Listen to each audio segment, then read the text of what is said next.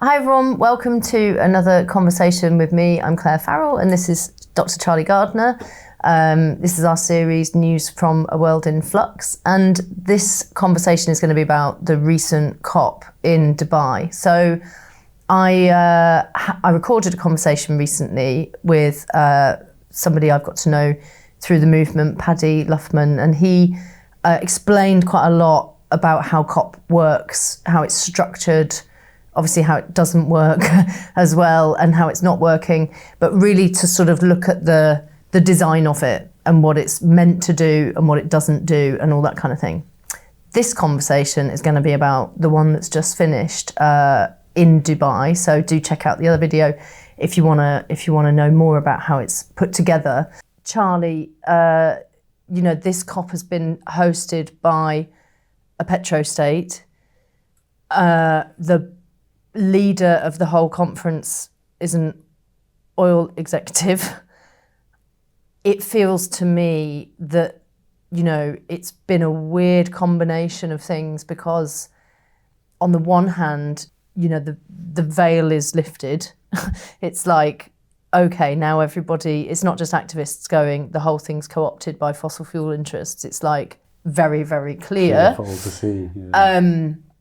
At the same time, there's a lot of people sort of celebrating the fact that finally we've got a piece of text that says the word fossil fuels in it, which is a bizarre thing to first of all see people say that that's a step forward because it's a word on a page, it's not actually anything changing, but also like the fact that it could be the thing that finally lands whilst it's hosted in Dubai. I mean, it's a very bizarre circumstance this year, isn't it? So yeah, the whole thing's really weird, and it got off to a really bad start a couple of weeks ago, where it turned out that Sultan Al Jaber, who's the president of the negotiations, but also the head of an oil company, he's like CEO of the Abu Dhabi National Oil Company, ADNOC. And just before the meeting started, it came out that he'd been trying to use some of the negotiations to try and negotiate oil deals. And there was very little faith that anything good would come out of this meeting, even before it started. Of course, it's nonsensical to have those that have a vested interest in preventing the change we need having the biggest seat at the table. And of course, it wasn't just the presidency and the hosts, but it is also, it's become a bit of a trade bazaar for the fossil fuel industry. I remember in COP26, when it was in Glasgow 2 years ago, there was all this talk about there being 500 oil and gas lobbyists, and they had the bigger delegation in any country. Well, this time there was 2,500 oil and gas lobbyists, 5 times more. And there was huge numbers of agribusiness and beef lobbyists for carbon capture and storage and carbon offsets. It's a big trade bazaar. And given how little faith people had in it before it started, there were all these calls to boycott COP28 and stuff, then fast forward 2 weeks to the end of it, and the mood's actually really celebratory, and there's lots and lots of media articles saying that actually it's been a big success.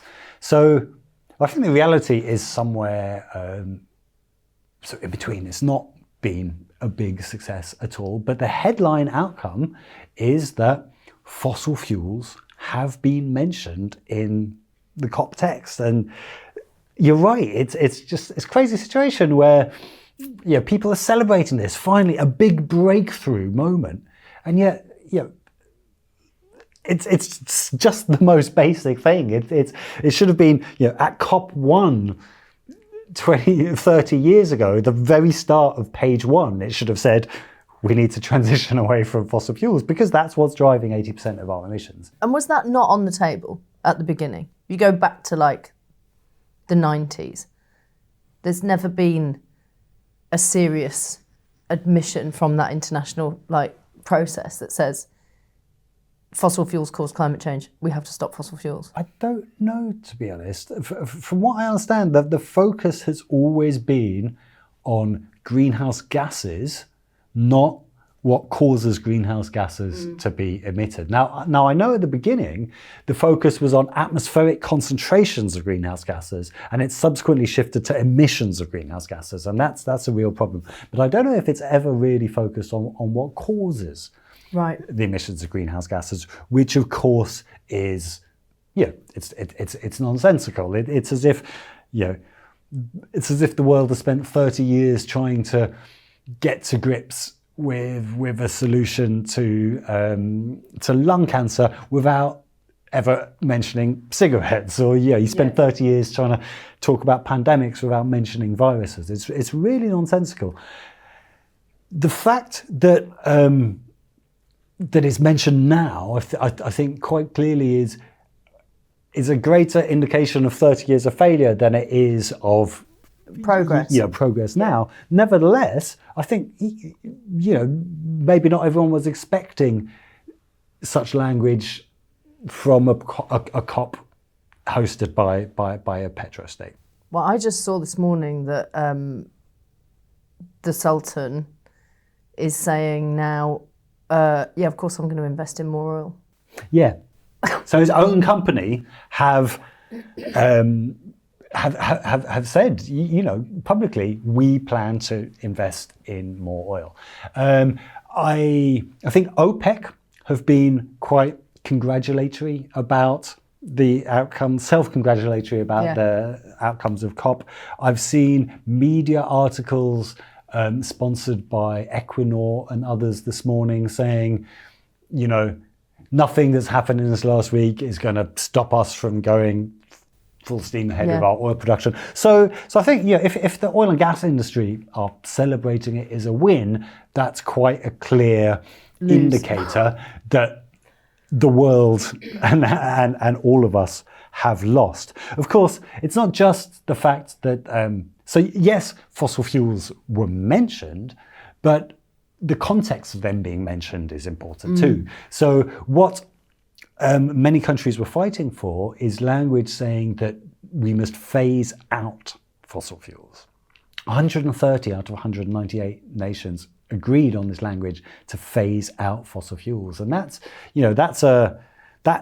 phasing out has a definite end point. There's a point at which you end.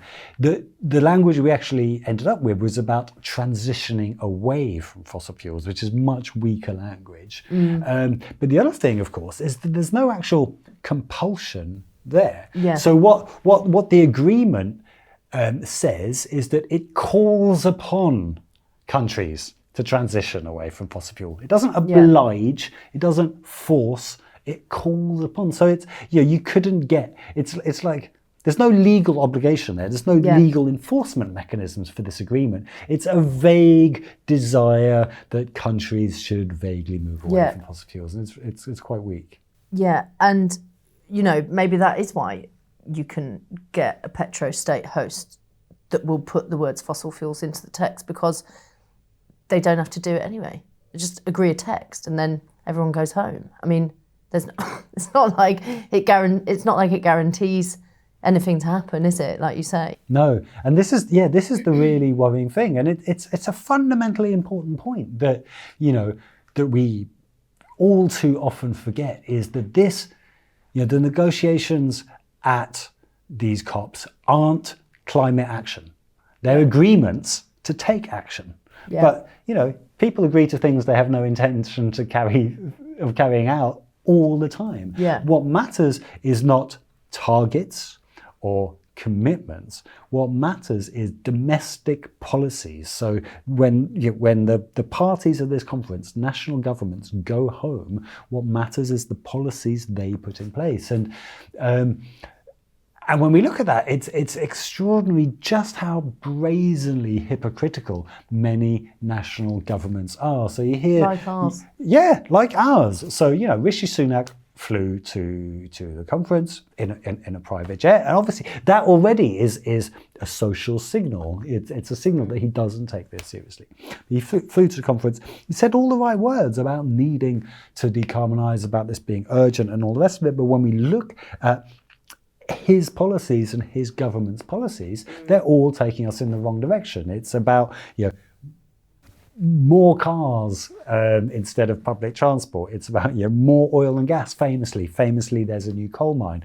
Airport expansion. Still building new houses with gas boilers when we know those gas boilers are going to have to be immediately ripped out and replaced with heat pumps if we're going to meet our targets.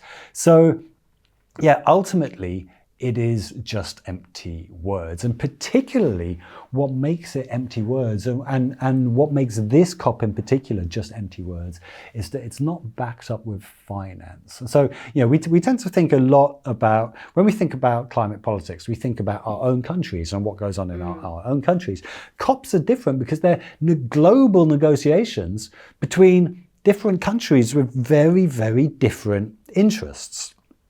In very stark terms, we can think of it in terms of wealthy countries that have grown wealthy off the back of fossil fuels, in other words, by causing the problem, and low-income countries that A, haven't been big contributors to the problems, but also B, don't have the finance to be able to make the transition. So they don't have the finance to be able to rapidly wean themselves off fossil fuels. They just don't have the capacity to do it in a way that we have the capacity to do it if we want it. Yeah. They don't have the finance to pay for all the damage that's being caused, and they don't have the finance to adapt to it. Now, in all the voices we hear from low-income countries, from majority world, we keep on coming back to money. And if we're going to make these transitions, then the rich countries of the world have to pay, to allow other countries to make these transitions. Nafeez Ahmed wrote a really interesting thing about Iraq the other day, for example. Now, Iraq is a country that has had its infrastructure and economic capacity destroyed by war, visited upon it by these rich countries. So 99% of Iraq's foreign trade comes from oil. It's entirely dependent on oil. And now rich countries are saying, okay, you've got to transition away from this, but how is Iraq supposed to do that without financial help? The country will collapse without its oil revenues. And I was quite astonished by this, but 98 out of the 198 countries at COP are oil producing countries. Mm-hmm. So countries need finance to be able to get away from the oil-based, fossil fuel-based economies. They need finance to help them adapt. And of course, tropical countries that have suffered damage, they need compensation for the damages that have been inflicted upon them. And that was the other big news that came from COP, is that there was a loss and damage fund that was created. And this happened on day one of COP, and this was celebrated as a big victory. So poor countries of the world have been lobbying for the creation of a loss and damage fund for 30 years. Mm-hmm. And at COP27 it was decided to be created, and then finally it was created. And it sounded great, but there were two massive issues with it. One is that rich countries have created the fund, but not filled it with cash. So, well, that was at Glasgow, wasn't it? They said we're going to make this pot of money, but we're just going to make the pot. We're not going to put anything in it. Is that what happened at Glasgow? I think there was an agreement to make the pot then. This time the pot was made, and there was agreement to put money in it. But the amounts of money are absolutely pitiful. Just embarrassingly pitiful. I saw comms coming out that said something like, there's less money in the loss and damage fund than what Man City's worth. Stuff like that. I mean, I wouldn't be surprised if it's a lot less than what Man City's worth. Yeah. It's supposed to be 700 million. The UK gave 50 million quid. The USA gave 17 million quid. To use a football, that football comparison, 17 million quid is what two middle-ranking football clubs, what a middle-ranking club would spend to buy the employment contract of a mid-ranking footballer to come and play for our club. When I saw the figures, my first instinct was, surely they mean billions. Surely this is a typo. Yeah. 17 million quid, that's like, it's a couple of miles of road. A couple of miles of road is what the world's richest country is prepared to commit for all the damage it's caused. It's unreal, isn't it? Insulting. It's an absolute joke. So, and then and there's another statement from the vulnerable nations and the small islands and stuff, wasn't there, saying like this is a death pact. Yeah. It's not an agreement. So that was with regards to the overall agreement of COP, not specifically the loss and damage fund, I don't think. But yeah, sort of small island states and low-income countries in general were not happy with this agreement at all. But the other thing about the loss and damage fund is that the language has been changed a lot. So originally, this was supposed to compel rich nations responsible for causing the damage to pay for the fund. So yeah, it would serve not only to help poor countries get over the damage, but it would also serve as some form of reparations. What's changed now is that contributing to the fund is now entirely voluntary. So there's no obligation for those that have caused the damage to do it. And with that, it changes the responsibility. The way it was meant to be is that rich countries, it's sort of an admission of guilt. I think perhaps that's why it's changed, is because when it's voluntary, when it's not so much an admission of guilt. It's not that rich countries have to do it because they caused the damage. Yeah. And it's really worrying me. I've lost count of the amount of international funds that have been created that rich countries have been obliged to pay into and have committed to pay into, and then they've just simply not delivered the money.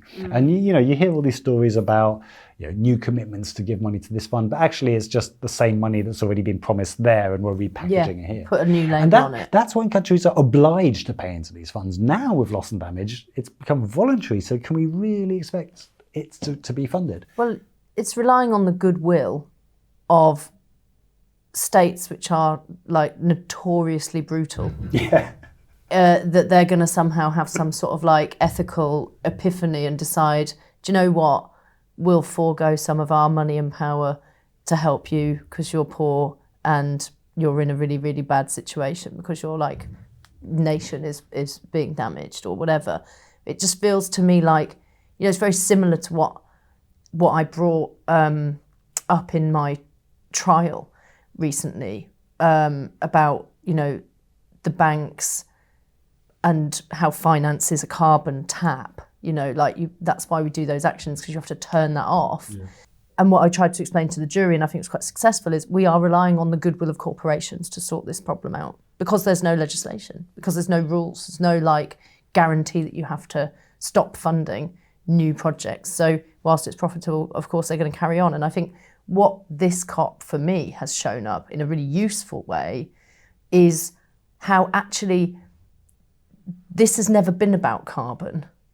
This has never been about even whether or not it's creating global warming. This has always been about power, money, the geopolitical game, and who's gonna cling on to power and keep hold of it for as long as possible. Because if you don't rectify any of the inequality in the system, of course people can't agree on anything to help each other. And I think it was Paddy who said, somebody had said to him, why don't you lock 200 countries in a room and tell them to solve an existential crisis in 2 weeks? What's the surprise there?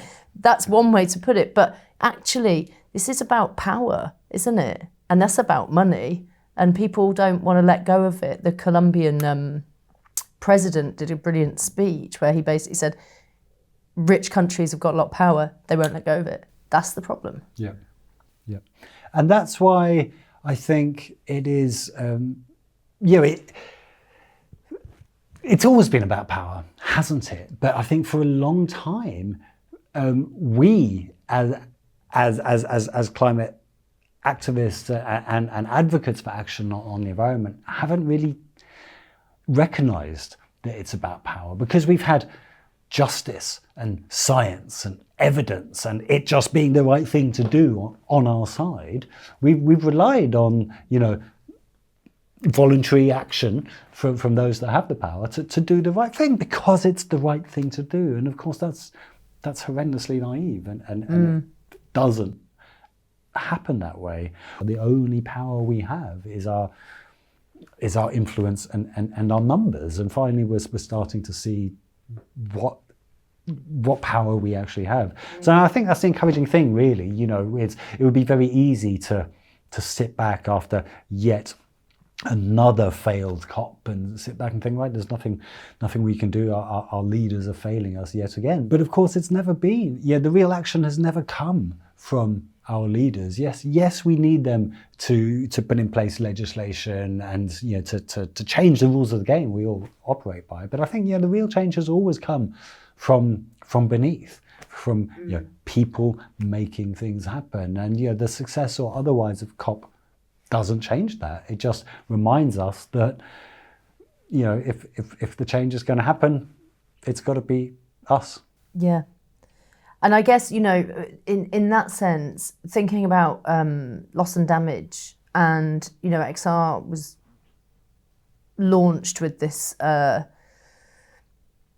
commitment to a reparatory justice conversation, to support reparations, and that whole field, to me, feels that even loss and damage as words, as a frame around what that is, I can understand why, at one end of the spectrum, there's the United States saying we actually want to change the name of this to like Climate Impacts Fund or something, which sounds like emergency relief, not like proper money to help you do proper things. And at the other end of the spectrum, you've got a sort of a reparations framework, which is far deeper, far more complex, far more interested in like repairing relationships and a deeper work around that.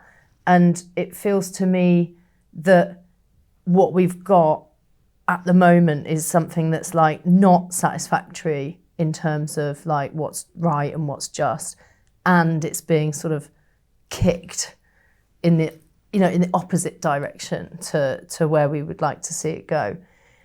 But so in a similar sort of vein, we've got also this like big issue of adaptation. I mean, I worry about adaptation as a concept often because I think sometimes people talk about it as if we can adapt to what's happening, and where we're heading at the moment, we can't adapt to any of it. It's like game over. At some point this century, it's like game over for our civilization. So what are you seeing on the adaptation? So it's really tricky. As you're right that the idea of adaptation does perhaps give us a false sense of security, and of course, any money that we spend on adaptation can't be spent on mitigation, on slowing the process. So there's a difficult balance. You need to help, and of course, it's not just adaptation. Also makes us think about the future. But people are suffering from impacts now, and not just in low-income tropical countries, but in the UK, where I live in Norfolk. People's homes are falling off a cliff. People need to find new places to live. That's all climate adaptation. Now, lower income countries, particularly African countries, have been pushing for greater emphasis on climate adaptation, not just mitigation, since like 2015, since the Paris Agreement, and it keeps on getting kicked back and pushed back. It's very much seen as like the lesser pillar compared to loss and damage or mitigation. And so there's been a little bit of progress on this adaptation work during this COP, but again, it's been held back by two massive stumbling blocks, and really similar ones to the loss and damage issues. So one, again, finance. Rich countries just do not want to stump up the cash that they have to if they're going to help poor countries adapt. But the other one is with this idea of common but differentiated responsibility. So this is a key principle of the overall convention. It basically recognises that different countries have different responsibilities and different capacities. You know, the UK has greater responsibility than other countries because of our huge historical contribution to climate change. So this language that basically recognises that different countries have different responsibilities is a key principle of the convention. But again, and it should be a key principle of the adaptation stuff. You know, it basically says, you know, the reason we're having to adapt is because it's your fault. Yeah, you guys did it. But again, the rich countries have been arguing to have this language removed. Any language that indicates sort of culpability or responsibility has been removed.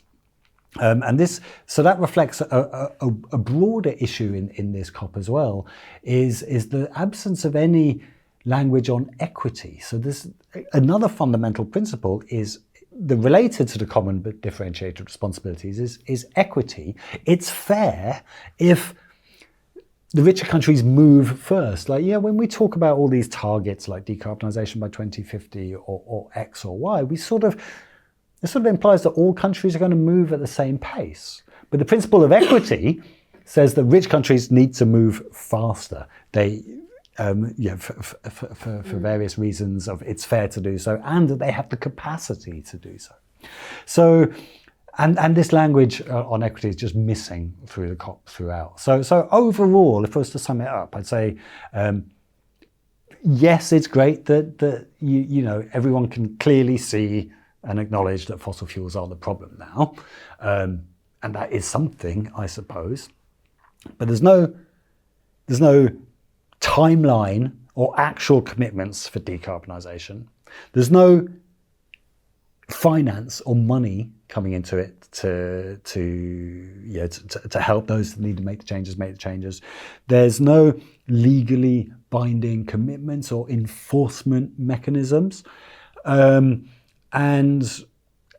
there isn't the language on equity that's needed for it to become a fair process for everyone. So ultimately, the situation is exactly the same as it was for all of us 3 weeks ago before the meeting started, which is that lots of people got together and chattered some fine words, but ultimately the work still has to be done by other people. So we still just have to get on with it and do the work and make this transition happen.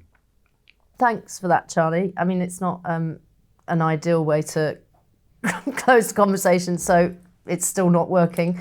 But hopefully everyone who's watching this understands what we're saying, which is that we've got to pull together and the movements have got to be stronger than ever. So see you on the next episode.